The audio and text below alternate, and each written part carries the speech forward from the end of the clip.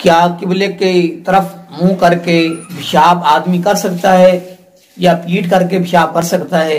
حضرت جابر بن عبداللہ بیان کرتے ہیں کہ رسول اللہ صلی اللہ علیہ وسلم نے منع فرمایا قضاء حاجت کے دوران قبلے کی طرف منہ کرنے سے اور پیٹ کرنے سے، یعنی جب انسان پیشاب کرنے لگے نہ ہی کعبہ شریف کی طرف منہ کرے اور نہ ہی پیٹ کرے۔ اور آگے جابر بن عبداللہ بیان فرماتے ہیں کہ آپ کی وفات سے 1 سال پہلے دیکھا گیا کہ حضور پاک صلی اللہ علیہ وسلم نے کعبہ شریف کی طرف منہ کر کے آپ نے پیشاب فرمایا۔ قضاء حاجت کے وقت قبلہ شریف کی طرف منہ کرنا یا پیٹ کرنا آپ نے منع کیا، لیکن یہ منع کہاں ہے؟ یہ منع فضا میں ہے، صحرا میں ہے، اور یہ منع عمارتوں میں نہیں ہے۔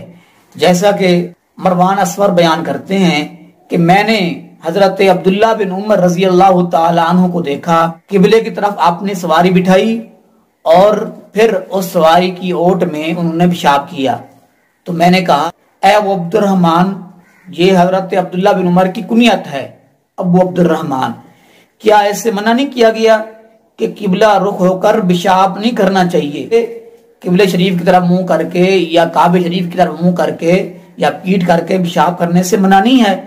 تو انہوں نے کہا کہ یہ منع صحرا اور فضا میں ہے، عمارتوں میں یہ منع نہیں ہے۔ تو دوستو بھائیو، آپ عمارت میں ہیں، اگر درمیان میں کوئی چیز حائل ہے، کوئی دیوار ہے یا مکان ہے، پھر آپ اس طرف جو ہے رخ کر کے منہ کر کے یا پیٹ کر کے پیشاب کر سکتے ہیں، یہ منع نہیں ہے۔